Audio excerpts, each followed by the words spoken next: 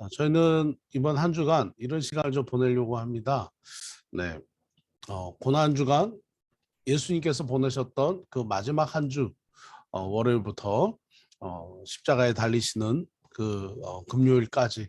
그래서 그 이번 한 주를 쭉 이렇게 따라가면서 예수님께서 어떤 시간들을 보내셨나, 어떤 일이 주님의 마지막 한 주에 있으셨나, 그리고 또 주일날 또 부활하시는 주일에 또 부활하시는 때까지 주님은 어떤 시간을 보내셨나, 네, 이번 한 주간 예수님의 그 행적들을 좀 돌아보려고 그렇게 생각을 합니다. 자, 오늘은 첫째 날인데요. 사실은 어저께 이제 저희가 누가복음 19장 말씀을 저희 이제 말씀 나누면서 예수님께서 이제 첫째 날 그 6월절을 어떻게 보내셨는지에 대해서 나옵니다. 첫째 날은 예수님께서 예루살렘에 입성하시게 됩니다. 첫째 날은 예수님께서 예루살렘에 입성하시게 되는데요. 자, 마태복음 21장입니다. 마태복음 21장. 네, 이번 한 주간은 그래서 말씀 연구는 한 주간 어, 잠깐 쉬고, 그리고 다음 주부터 다시 여호수아서 말씀을 공부하도록 하겠습니다. 자, 마태복음 21장입니다. 네, 제가 읽겠습니다. 21장 1절입니다. 그들이 예루살렘에 가까이 가서 감람산 bet박에 이르렀을 때에 예수께서 두 제자를 보내시며, 자, 예수님께서 마태복음 21장에서 이제 예루살렘으로 가시기 위해서 말씀하십니다. 2절입니다. 너희는 맞은편 마을로 가라. 그리하면 매인 나귀와 나귀 새끼가 함께 있는 것을 보리니 풀어 내게로 끌고 오라. 자, 여기서 예수님께 예루살렘이라고 한다면, 예루살렘에 들어가시는 것은 예수님께서 마지막 구원 사역을 마치기 위해서 예루살렘에 들어갑니다. 그러나 예수님과 함께 따르는 제자들과 또 무리들의 생각은, 이제 예수님께서 예루살렘에 들어가시면 예수님은 이스라엘의 뭐가 되실 거라고 추측을 하는 거죠.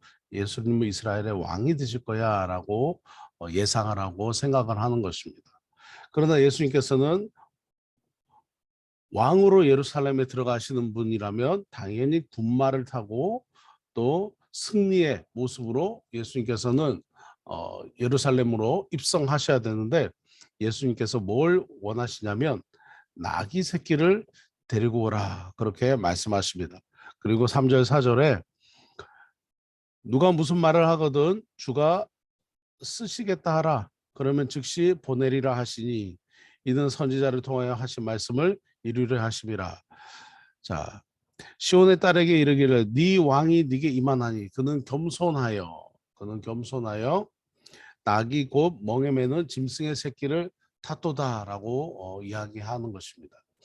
그러면서 예수님의 이 그 예루살렘 입성에 대해서 예언하는 모습이 나오게 되는 것입니다. 자, 이 본문 말씀을 이렇게 보면요, 이제 예수님께서는 예루살렘에 입성하시면서 군마를 타시는 게 아니라 무엇을 타십니까? 나귀를 타시는 거죠. 스가랴서와 이사야서와 또 이렇게 예언되어 있던 그 말씀입니다. 스가랴와 또 이사야서, 예. 그래서 나왔던 이 말씀을 예수님께서 다시 한번 인용하시는 것을 이 말씀 통해서 보게 됩니다. 그러시면서 예수님께서는 이제 어, 나귀를 타시게 되죠. 참 겸손하신 그 겸손하신 왕의 모습을 우리에게 보여주시게 됩니다. 그러시면서 나귀 새끼를 끌고 오고 자기들의 겉옷을 그 위에 앉으며, 이제 안장을, 제자들의 겉옷으로 안장을 만드시고 예수님께서 그 위에 타십니다. 그리고 무리의 대다수는 예수님이 이제 예루살렘의 왕이 되실 거라고 따랐던 그들은 좀 의아했어요. 그들이 기존 알고 있었던 그 임금이라고 한다면, 왕이라고 한다면 화려한 백마를 타고 입성해야 되는데 나귀를 타신 거죠. 그럼에도 불구하고 그들은 그들의 겉옷을 길에다 펴고 나뭇가지를 베어서 길에 펴고, 이 나뭇가지는 종려나무죠. 이 종려나무 가지를 펴고 이제 그 큰 소리로 외치는 것입니다. 뭐라고 외칩니까? 호산나 다윗의 자손이여 찬송하리로다. 주의 이름으로 오시는 이여 가장 높은 곳에서 호산나 하더라. 이제 이 호산나라고 말하는 표현은 무엇입니까? 주여 우리를 구원하소서, 우리를 구원하소서라고 하는 것이 이 호산나의 뜻입니다. 그래서 주여 우리를 구원하소서, 호산나 다윗의 자손께 주의 이름으로 오시는 분, 가장 높은 곳에서 오시는 분, 가장 높은 곳에서 우리의 구원자, 우리를 구원해 주십시오라고 그렇게 외치는 것입니다. 자, 이제 마태복음 21장 10절에는 특별한 표현이 나오는데요. 이것은 뭐냐면 온 성이 소동하였다라고 말합니다. 온 성이 소동하여. 자, 이날은 언제냐? 6월절입니다. 6월절. 사람들이 예루살렘으로 온 모든 곳에 있는 사람들이 예루살렘에 다 모이는데, 성경학자들은 얘기하기를 한 200만 명에서 300만 명이 모였다 얘기합니다. 그리고 예루살렘 성전 안으로 그 예루살렘 성전 안으로, 예루살렘 성전에는 몇 명이 들어갈 수 있었느냐? 이 당시에 사람들이 추측하기를 한 30만 명에서 한 40만 명이 예루살렘 성전 안에서 모여서 이 계속 6월절 제사 행사를 지내기 위해서 계속 그 안에는 항상 3, 40만 명이 들어와 있을 것이다 라고 얘기합니다. 자, 예루살렘에 예수님께서 들어가십니다. 온 성이 소동했다라고 얘기합니다. 자, 200에서 300만 명이나 되는 사람들이 소동하기 시작했다라고 얘기를 하는 것입니다. 잠깐만요.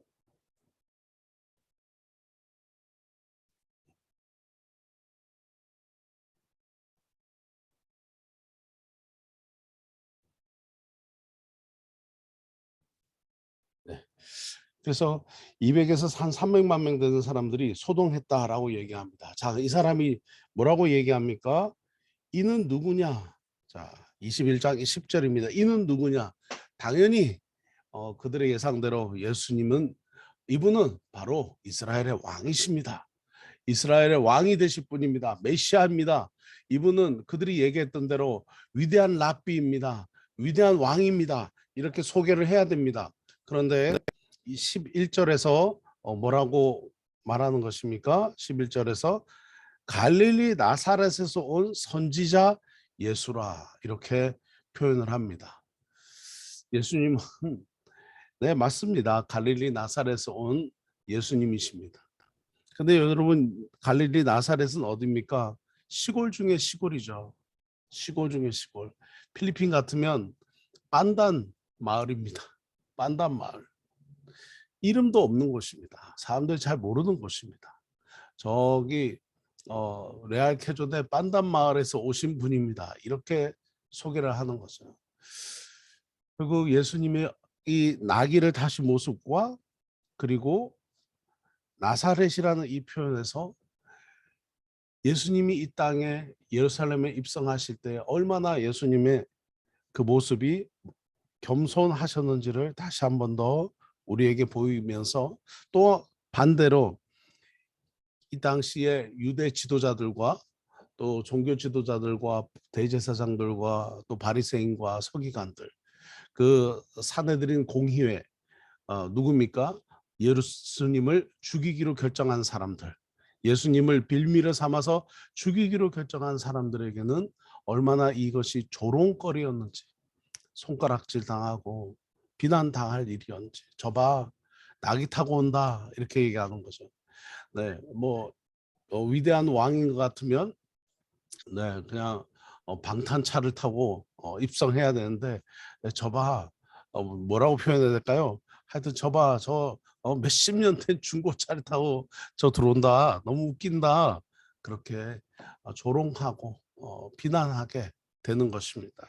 저봐 강남 출신 아니야. 저봐 저기 마닐라 출신 아니야. 저봐 레알테 좀 반단에서 왔어. 이렇게 표현하는 거죠. 그러면서 이런 표현들로 예수님을 어떻게 해요? 조롱하는 것입니다. 참 예수님께서는 얼마나 예루살렘에 입성하시면서도 예수님의 마음이 얼마나 외롭고 그리고 쓸쓸하고 이 세상에서는 아무 자랑할 것이 없었던 분인 것을 다시 한 번 더 보게 됩니다. 사랑하는 성도 여러분, 여러분에게도 이런 외로움과 또 여러분에게도 이런 마음들이 있을 겁니다. 겸손하게 이 세상을 살아가고자 하지만 또 한편 그런 마음들이 있는 것이죠. 사람들이 또한 비난하고 손가락질하고 저봐 나를 조롱하는 듯 나를 손가락질할 만한 세상에는 내어놓을 것이 아무것도 자랑할 것이 없기 때문에 사람들이 나를 어떻게 쳐다볼까 나를 어떻게 얘기할까 하는 그러한 생각에서 예수님을 다시 한 번 더 묵상하시는 그런 고난 주간이 되시길 바랍니다. 자, 21장 다음 절 보면요. 12절 어제 저희가 이제 주일날 저희가 말씀을 나눴던 부분이 여기 또 마태복음에서도 나옵니다. 예수께서 성전에 들어가사 성전 안에서 매매하는 모든 사람들을 내쫓으시며 돈 바꾸는 사람들의 상과 비둘기 받은 사람들의 의자를 둘러엎으시고 13절입니다. 그들에게 이르시되 기록된 바 내 집은 기도하는 집이라 일컬음을 받으리라 하였거늘 너희는 강도의 소굴을 만드는도다. 예수님께서 이제 성전 안으로 들어가십니다. 여러분 우리가 이전에 공부했듯이 예루살렘 성전은 어떻게 생겼습니까? 성전은 어떻게 생겼습니까? 성막을 만들면 예수님께서 하나님께서 성막을 이렇게 만들게 하셨을 때 여러분 기억나시죠? 자, 이렇게 해서 자, 여기는 안뜰입니다. 안뜰. 여기는 바깥뜰입니다. 그리고 여기는 성소입니다. 그리고 여기는 지성소입니다. 자, 이 모양대로 예루살렘 성전을 지었습니다. 예루살렘 성전을 지어서 이 바깥들에는 예루살렘 성전을 지어서 유대인들이 와서 절기 때 제사를 지내도록 하고 그리고 이 바깥들에는 이방인들 곧 누굽니까? 외국인들이죠. 네, 외국인들이 와서 어, 제사에 참여할 수 있도록 이방인의 뜰 이렇게 만들고요. 그리고 이 안뜰은 여성들도 들어오겠습니다. 그래서 여성들의 뜰 이런 별명들이 붙어 있어요. 그래서 유대인들은 당연히 모두가 들어와서 이 성전 안에서 제사를 지낼 수 있죠. 그런데 이방인의 뜰과 그 여성들의 뜰에는 외국인들과 여성들도 당시에 소외당했던 여성들도 이곳에 올 수 있도록 했다라는 것입니다. 그런데 예수님께서 지금 성전에 들어가시니까 이 성전 안에서 보여지는 모습들이 너무 기가 막힌 거예요. 뭐냐면 이 이방인의 뜰과 여성들의 뜰 안에서 가득 차 있는 것은 무엇이냐? 바로 성전 안에서 매매하는 사람들, 장사하는 사람들, 돈 바꾸는 사람들, 비둘기 파는 사람들의 모습들로 가득 차 있었다라는 것입니다. 결국 하나님 앞에 제사 지내고 하나님을 예배드리는 곳에 이 예루살렘의 성전이 하나님을 예배드리는 기능이 없어지고 하나님을 위한 것이 아니라 누구를 위한 것이냐? 비즈니스 하는 사람들을 위한 장사하는 사람들을 위한 것으로 바뀌어 있었다라고 하는 것입니다. 이게 바로 예수님 시대의 예루살렘 성전입니다. 예루살렘 성전은 하나님을 제사 지내는 기능이 이제 사라졌습니다. 더 이상 하나님을 제사 지내고 예배드리는 그런 기능이 아니라 본래의 기능은 없어지고 본래의 기능은 상실되고 네, 장사하는 곳, 비즈니스 하는 곳으로 바뀌어졌습니다. 여기 보시면 돈 바꾸는 사람들 이렇게 나와 있잖아요. 돈 바꾸는 사람들. 이때 당시에 이스라엘 백성들은 어, 이스라엘의 남성들은 반세겔이라고 하는 성전 세금을 내야 했습니다. 반세겔입니다. 반세겔. 그래서 0.5세겔이라고 하는 성전세를 내야 됐습니다. 근데 이 성전세를 내는데 자기들이 갖고 있는 돈을 가지고 와서 세금을 내면 얼마나 좋겠어요. 그게 아니라 이 세금을 내기 위해서는 이 성전에서 통용하는 성전의 코인으로 바꿔야 됐습니다. 성전 돈으로 바꿔야 됐습니다. 그런데 반세기를 반세기로 바꾸는 것이 아니라 반세기를 사기 위해서 곱하기 9배 정도, 9배 이상의 수수료를 내고 환전 수수료를 내고 이 반세기를 구입하는 것이죠. 그래서 1세기를 사면 9세기를 내야 바로 1세기를 살 수 있었다는 것입니다. 정말 환전상들은 정말 나쁜 그런 행위를 했습니다. 그래서 가난한 사람들도 정말 없는 사람들은 정말 이 반세기 성전 세금을 낼 수 없었던 그런 안타까움이 있었죠. 마치 우리가 공항에 이용하면 이전에 마닐라 공항은 공항세를 내지 않았습니까? 그 공항세 낼 때 얼마나 많은 사람들이 불이하다라고 했습니까? 마찬가지입니다. 성전에 제사 지내러 올 때 성전세를 내야 성전에서 제사 지내는 일을 할 수가 있었던 거죠. 정말 안타깝고 불의한 일들이 가득 차 있던 곳이 바로 예수님 당시의 성전이었습니다. 두 번째는 성전 안에서 돈 바꾸는 사람들은 그 환정상들이고요. 비둘기 파는 사람들이 의자를 둘러 엎으셨다라고 말씀하십니다. 비둘기 파는 사람들. 비둘기를 왜 팔까요? 비둘기는 가난한 사람들이 제사 지내러 왔을 때 제사 지내는 짐승이었습니다. 하나님께 드리기 위해서 갓 태어난 소, 그리고 갓 태어난 양, 갓 태어난 염소, 이것을 집에서 애지중지 키웁니다. 네, 또 비둘기가 이렇게 알에서 태어나면 애지중지 키웁니다. 이 비둘기는 다음에 우리 아들이 이제 성인이 되었을 때 우리가 가난하지만 성전에 가서 제사 지내도록 해야지라고 부모들이 그 자녀를 위해서, 가난한 자녀를 위해서 이 비둘기를 키웠어요. 그리고 이 비둘기를 애지중지해서 성전에 가져갑니다. 소, 양, 염소, 비둘기를 애지중지해서 가져갑니다. 왜죠? 흠이 없어야 제사에 지낼 수 있기 때문입니다. 우리가 모세오경에서 공부했듯이 흠이 있는 것은 하나님께 드릴 수가 없었기 때문입니다. 그러면 흠이 있고 없고를 누가 판단하느냐? 이 성전에서 제사장들이 판단하는 것입니다. 사람들이 애지중지 갖고 왔던 그 재물들을 보고, 야, 정말 애지중지 잘 키웠네, 흠이 하나도 없다, 이제 들어가서 제사 지내세요 라고 얘기하지 않았어요. 어떻게 했습니까? 흠이 없어도 안 돼, 돌려보냅니다. 흠이 없어도 이 염소 이거 안 돼, 돌려보내요. 그러면 그 성전 앞에서 제사를 지내려고 왔던 사람들이 어떻게 됩니까? 그 성전 안에서 제사는 지내야 되고 내 재물은 받아주지 않으니까 어떻게 해요? 방법이 없나? 라고 묻는 거죠. 그때 제사장들이 이렇게 얘기합니다. 저 뒤에 성전에서 제물로 드릴 짐승들을 팔고 있지 않니? 가서 돈 주고 사? 이렇게 얘기하는 거죠. 결국 그 사람들은 돈을 주고 바로 거기서 제물을 구입을 해서 그리고 예루살렘 성전 안으로 데리고 들어갔습니다. 자, 거기에 무슨 애지중지하는 마음이 있겠습니까? 이 문화가 계속해서 차고차고 쌓이다 보니까 하나님께 예배드리러 나아갈 때 그냥 돈만 가지고 가면 돼요. 돈 벌어서 가지고 가서 거기 앞에서 그냥 다 팔아주니까, 다 팔아주니까 그냥 거기서 한 마리 사서 제사 지내면 되는 것입니다. 이제 하나님 앞에 전심으로 애지중지 흠없는 동물을 키우는 이런 마음과 이런 아름다운 풍습들이 사라졌어요. 그냥 돈 들고 가서 사는 것입니다. 그래서 결국은 이 많은 환전상과 그리고 이 동물들을 판매하는 이 돈들은 누구에게 들어갑니까? 당시 대제사장 안나스의 친족들과 안나스의 패밀리들에게 이 돈이 들어가게 되었습니다. 결국 누구를 위한 성전으로 바뀌었습니까?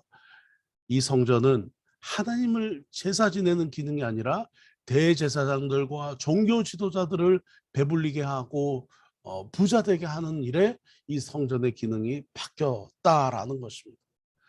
결국은 이 안타까운 이 상황, 특히 이 마태복음의 표현을 보세요.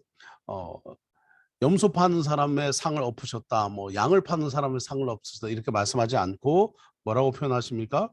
비둘기 파는 사람. 이 표현이 너무 애절하지 않습니까? 저는 이 표현을 봤을 때 정말 너무 애절하다. 가난한 사람들이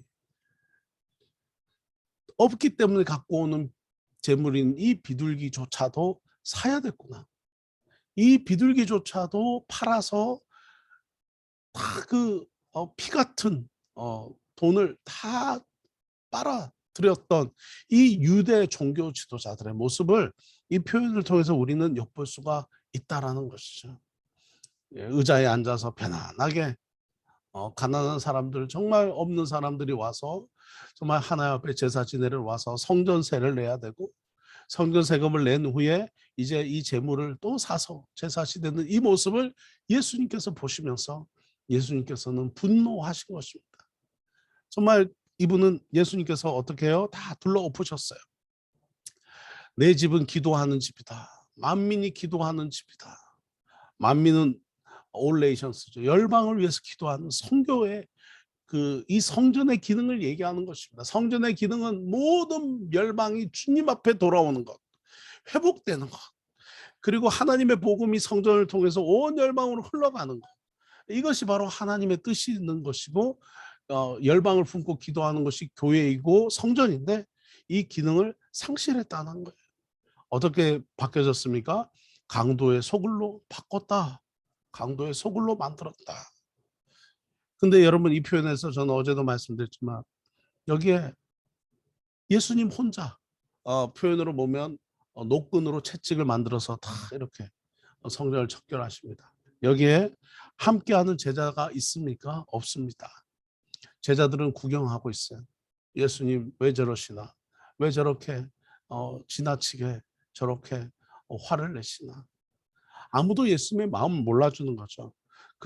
이 예루살렘 안에 200만 명, 300만 명이 있고, 그리고 예루살렘 성전 안에는 이 안뜰과 바깥뜰에 사람들이, 이 제사 지내러 온 사람들이 30만 명, 40만 명이 있는데, 여기에 모든 사람들이 예수님을 관찰하고 있습니다.